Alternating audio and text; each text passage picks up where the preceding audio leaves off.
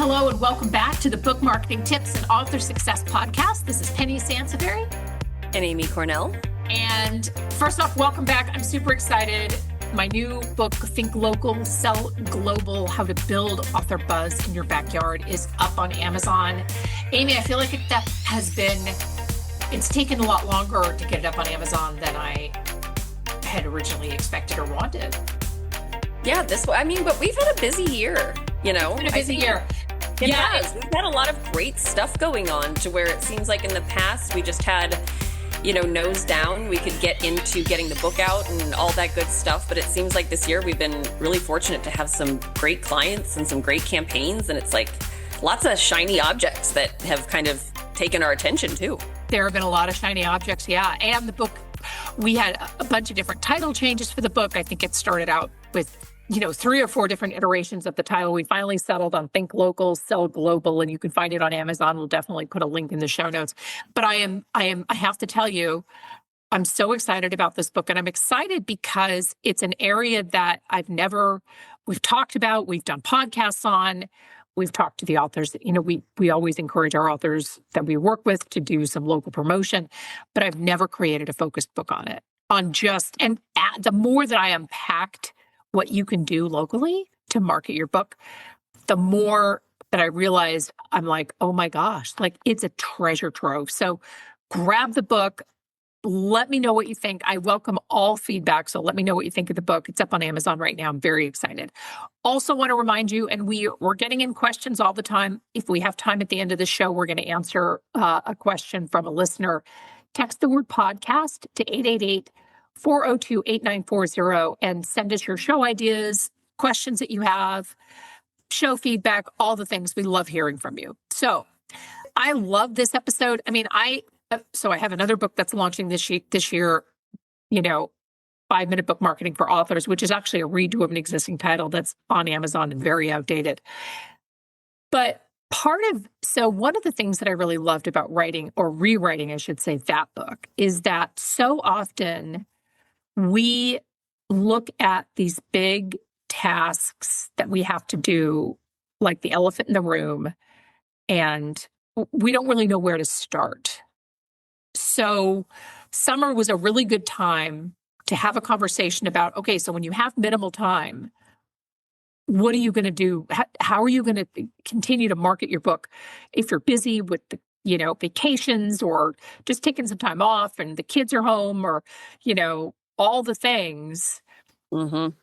Because a lot of times when authors, in the summertime, a lot of times we look at busy work as productive work for marketing. Kind of like, okay, I'm just going to jump on social media and post a bunch of stuff and call it a day.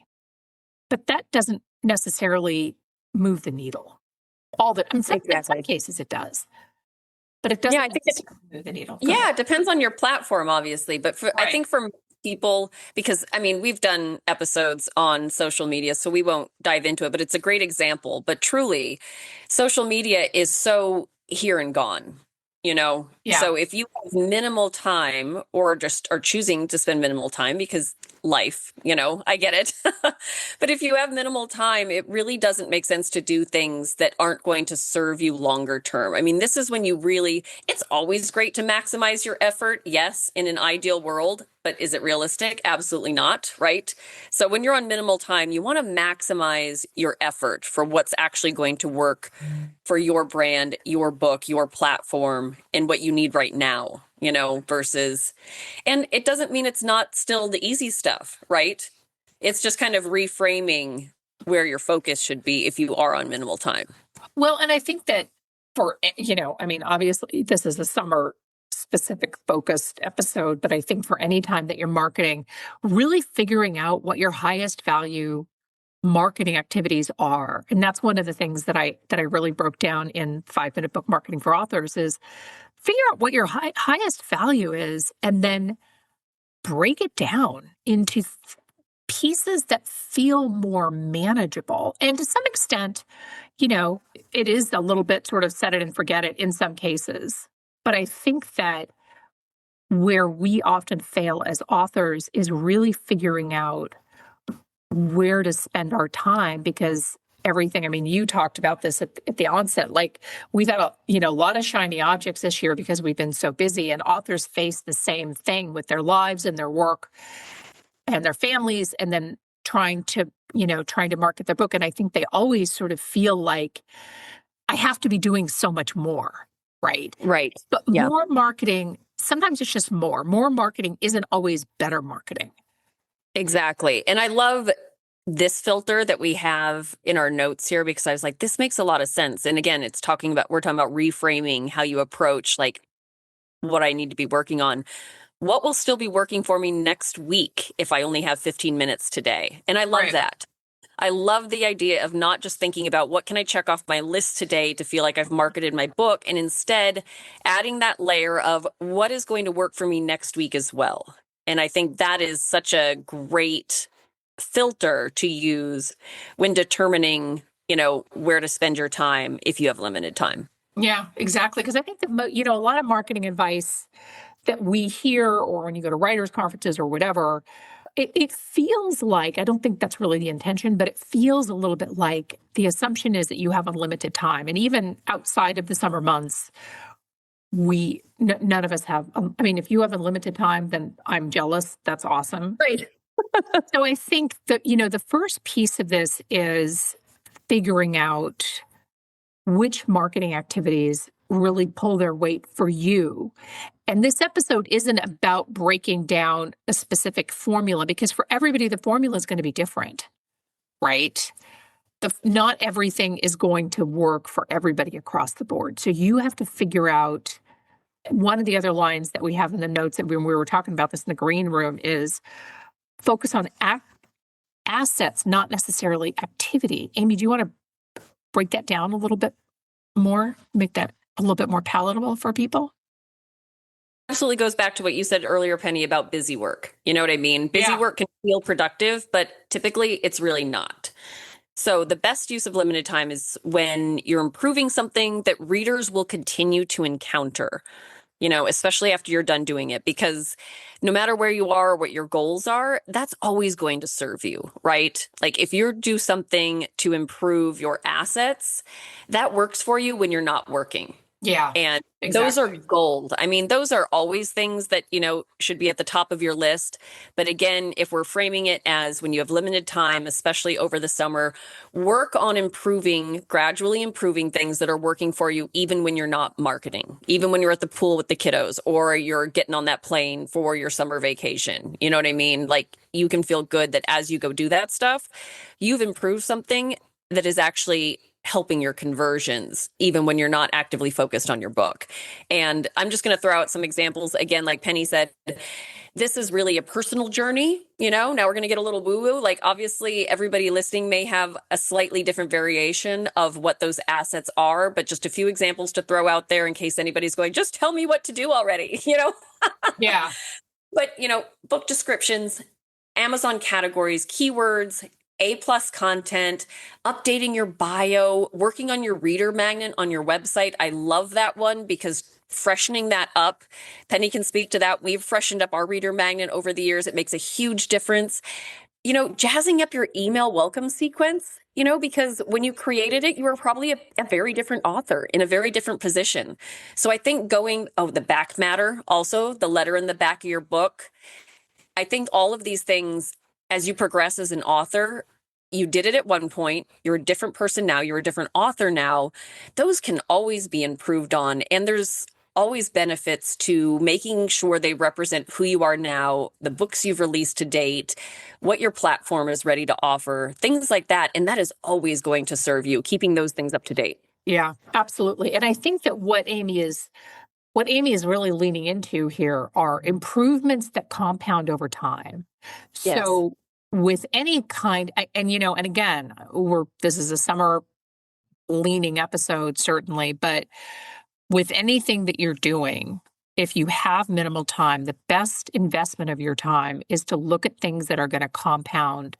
And also, frankly, things that are reader facing, right? So we don't really, it's very easy to get caught up in the busy work of social media because it feels productive. And this is not a show to slam social media at all, because for some of you, I know that it works really, really well. The challenge that I think a lot of authors face is that we look at this big thing that we have to do, like, okay, well, I need to start a newsletter. Let's just start there. You don't even have a reader magnet or a welcome sequence. Like, I need to start a newsletter. I don't know where to start. That sounds big and ugly and scary. And so I'm just going to not do it. Instead, as you know, the list that Amy read off, which is great, add your own stuff to that you've been putting off, and then figure out a way, a productive way to break this down into chunks that are manageable. So look, for the rest of, let's say, July, okay, I can only focus on, I know that I need a newsletter. I can only focus on finding the right mail system so like MailChimp or Constant Contact or whatever it is that you want to use. I'm going to investigate that. That's my first step. And that's great, because then the next step can be, all right, so I'm going to figure out what's going to go in the newsletter. And we have a bunch of shows on that. So definitely go and check those out. If you have an email list that you haven't used in forever because you say, quote unquote, I have nothing to say, which we've heard a billion times, right? I have nothing to say. I don't know what to say. Find something to say. Activate that list. Send out a newsletter. Just send out one, right? Finding things to do because your newsletter list is going to compound over time. That's not something that is going to go away. And your readers are going to be excited to hear from you, even if you're in between book launches or your next book isn't launching for another year. Find something else to say. Go back to that newsletter episode and listen to it, because if I do say so myself, we came up with a lot of really good ideas. But A+ content, I mean, not to lean into Amazon all the time, but Amazon is important and oftentimes ignored. But Amy, A+ content, I mean, it's not that difficult to create. I think that's another kind of hill that a lot of authors are afraid to kind of go, because it always sounds more complicated than it is, truly. Right. I mean, you can start simple with A+ content, and that's another one of those pieces that can develop as your author brand evolves too. Uh-huh. So I think that's not recognized enough, is that being an author is an evolution. Uh-huh. Very little of what you do should be static forever. Everything needs to be revisited. Everything needs to be updated. Everything needs to be kept current. And this is not to add more to your plate. It's really the idea behind it should be that I am not committed to anything forever. Nothing is cemented in stone. You can always find ways to improve. And as you do that, you're going to appeal to new and different readers too. So there should be that should be a great motivator. But yeah, A+ content, I know we've shared this stat before, but it can increase sales conversions by 3 to 10% on average. Yeah. So and that's pretty amazing. And that's right at your point of sale. That's huge. It is huge. And that is something that, again, that's one of those compounding, those pieces, the pieces that compound over time. Right. You make it once and you're literally getting it in front of hundreds, if not thousands of people, depending on how much traffic is getting to your page. That's a big deal. Yeah, it is. It is a really, really big deal. So I think that, instead of, and a lot of us, a lot of authors wake up and they think, what marketing can I do today?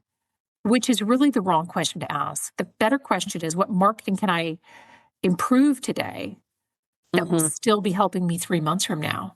Right. Exactly. You're going to always feel good about that kind of work that you put in, right, Penny? Versus, again, like you said, not to slam social, but the activities that are very much out of your control, you put it out there, but how it's received and how it works for you is very much not in your control. And it's, again, the next day, it's almost like starting over. It's like a goldfish, social media is very much like a goldfish, very limited memory, right? It's a very, Yeah. So if you work on something that that 3 months down the road, you can say, that's still helping me. I mean, that feels like time well spent. Yeah, absolutely. And that is a little bit, I think you very smartly said, nothing about your marketing should be static, but to some degree, the A+ content, at least for a while, you can set it and forget it. You know what I mean? Yep. And update it periodically, obviously, but through the summer or whatever, if you don't have it, it's definitely a really, really good piece to add.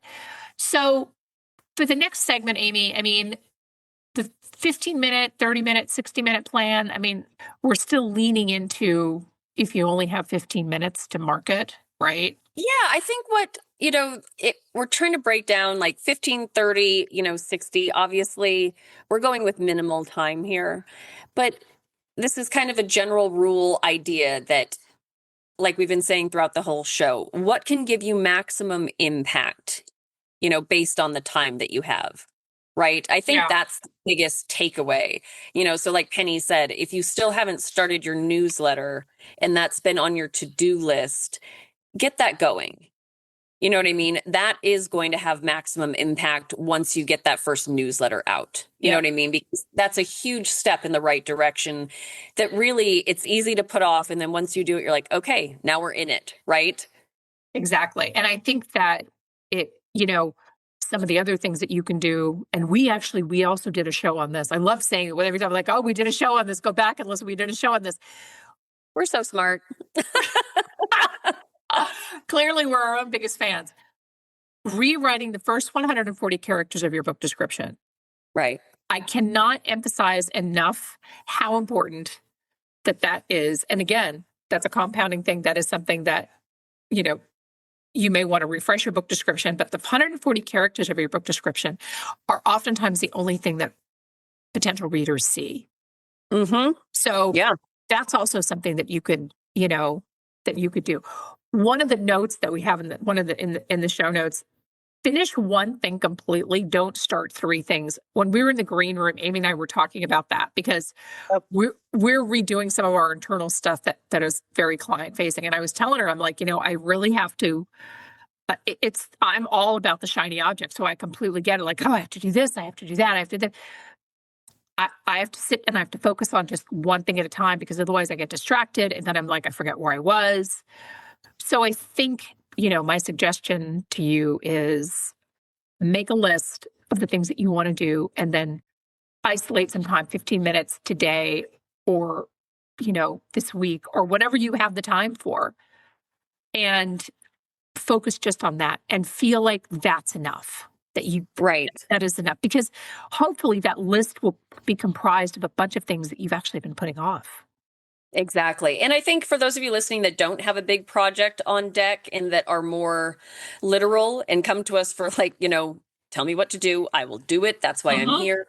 I think a good general rule is if you have 15 minutes and, we're talking about 15-minute blocks here. Like, hopefully you can carve out more than 15 minutes a month. I'm not trying to shame anybody, but that's we're talking more 15 minutes at a time, but I like this general idea that if you really need some direction, if you have 15 minutes to work on something, I think it's a great rule of thumb. Focus on one thing that a reader sees before they buy. And I think that, to Penny's point about rewriting the first 140 characters of your book description, was on the spot on, perfect for that. You know what I mean? That is something that is helping you at point of sale, and it's absolutely something that you can improve in 15 minutes. That's a win, So point of sale updates, I think if you really only have 15 minutes and you don't have any other projects on deck that you've been putting off necessarily, that's a great way to start it, Yeah. Yeah, exactly. And I think that finding things that are focusing on things that are reader facing, which I know we've said now a few times in this show, is really, really important. So things like your author bio. And that is where a lot of authors forget that of all of the things when we do Amazon retail page evaluations and even website evaluations, this isn't just an isolated Amazon issue. The author bio is so often outdated. And here's so not to get all fragmented now that I said I have to just focus on one thing and now I'm talking about 5 different things, but your website, I just did a website evaluation for an author as part of her bigger campaign. And on that website, she still had this book that was launching that actually launched 2 years ago. Coming soon. It was a coming soon book that was launching 2 years ago. So look at all of your assets and figure out where your readers are entering, because that's the other piece though too, is a lot of these are very easy fixes, especially if you have access to the back end of your website. You can go in there and make a quick change or email your web person and be like, hey, can you take off that coming soon banner for a book that's been out for 2 years, please? Thank you very much. Right. But I think the real key is that focusing on the things that are where, the reader's point of entry, because that's where you lose them. Exactly. Yes. 100%. I mean, a first impression means everything, literally everything. Like, if you're not making a good first impression, sorry, I'm going to be the person that says that. Your newsletter doesn't matter because they'll never get to that point. Right. Exactly. So, Amy, if you have 30 minutes, any suggestions? What should authors focus on? Yeah, 30 minutes. I love the idea, to improve a discoverability asset. So this is Love slightly that. layered on top of point of sale. This takes a little bit more time and again, we're talking about completing everything in one sitting. If you have 15 minutes, you can chip away at these things. But if you have 30 minutes, that's a realistic amount of time where you can do an audit of your book description. That's huge. Like the full thing, not just the opener, right? Right. This is where realistically you can probably complete A+ content in 30 minutes. If you have 15, get it started. But you know what I mean? Don't rush perfection. To some degree, you still want to put your best face forward, right? And then, I mean, reviewing category, like there are a few things. Reviewing categories are a huge run, reviewing your keywords. And it doesn't mean you're going to have to make big changes. So don't let these scare you. Literally, it's great that you can say, I spent some time making sure that everything's still working for me. That is still a win. Not everything you do has to be a major overhaul, right, Penny? Right. Exactly. It doesn't have to be a major overhaul at all.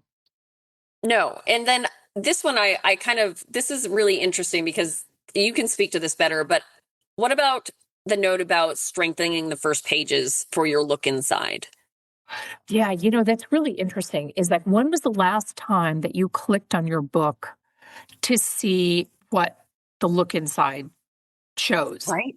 I look at it every time. And sometimes I'm like, oh, bummer, that could be working better, Yeah. And, look, I think you're right, though. I think most authors don't realize what's going out there, right? It's a very much overlooked feature. Yeah, exactly. And, a lot of times, and we actually talked about it because I remember addressing this then, a lot of times we don't always have the control. We don't always have control over what's in the look inside. But if you do, and you can make those changes, because if I'm buying a nonfiction book, the first thing that I'm doing in the look inside is I'm looking at the table of contents to see if it's something that I want beyond even the book description. But I think that, really pick something that is the weakest link, that you know is the weakest link, and get that fixed. Truly. I think that makes the most sense. And I think that goes back to your list, right? If you make a list of the things that you've been meaning to do or that things that you haven't touched in a while, I think that's another great way to organize that list. Like, be realistic, be honest with yourself. What's your weakest link? Because that's also going to do a lot for you too.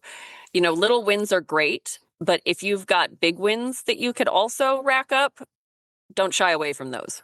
Yeah, exactly. And this is actually if you have, so sometimes I think we get, and maybe it's just me, maybe I'm just projecting, but sometimes I think that we get when we have a long list of things that we need to do, we kind of get in our head and we're like, how do I break this down? I don't know where to start. And this is actually a really good use of AI, right? So throw your big to-do list into ChatGPT and ask it to break it down in something that is 5 or 15 minute or 30-minute increments. And that's actually a great use for that tool, truly, because it'll throw out, and I've done this before, actually, when I'm putting together my books, and I'm like, there's so much that you need to focus on when you're finalizing a book. What do I need to look at? What are my highest delivery pieces? Create a list for me. And that's actually a really good prompt to use for that. So that's smart. And then I think if you have 60 minutes, I mean, I know the core of the show is focused on 50 minutes, but if you have 60 minutes, write a newsletter, get that newsletter out the door. Again, right. Do things that are going to have some legs for you. Right. Right. I think 60 minutes is a great time to focus on kind of your ongoing relationships, with your current readers. Yeah. Like, if you have a little more time, like, make sure that your current readers and your fans, because we talk a lot about things that bring in new people, which is critically important, right? But I think it's easy to forget that you do have readers. Even if you're just starting out, you have readers, you have fans, you have people that have purchased the book.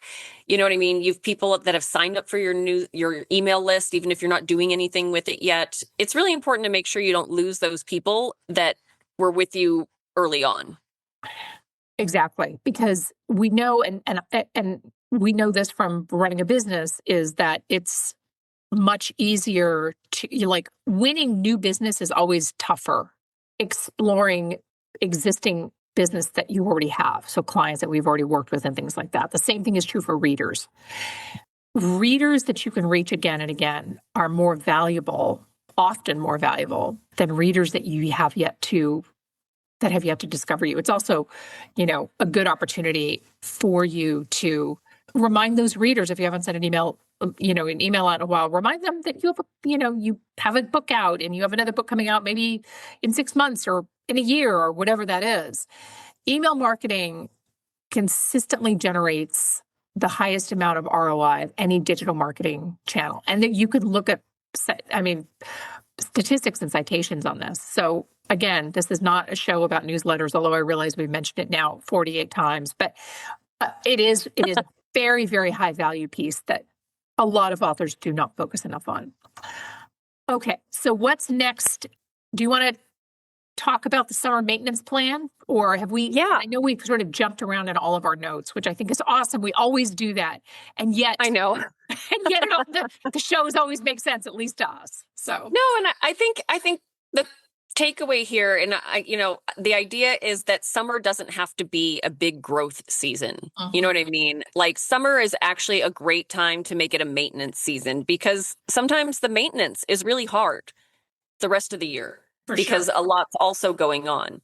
And so this is a great way to kind of separate, like, okay, now that summer's here, what can I do to maintain what I've achieved so far so you don't lose ground, right? Like, sometimes that is huge, because it's very easy to go through major peaks and valleys in between releases, especially, to where all your effort is very much focused on a release, and then it's easy to let it fall off because you start writing your next book, or you're just exhausted, if we're being real, right? Yeah. And then things come back together again when you're prepping for another release, and then you go into high gear again. So instead of, try to do some maintenance over the summer that kind of relieves some of those valleys for you, like, keep everything maintained, keep everything clean.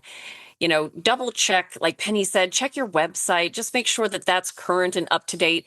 And you'll be surprised at how all these little 15-minute increments of just improving what really serves you long term, how much easier your next release will become, and honestly, the things that you might not realize, what you're putting out to readers and potential buyers that are sometimes hard to see because we get so close to our own work.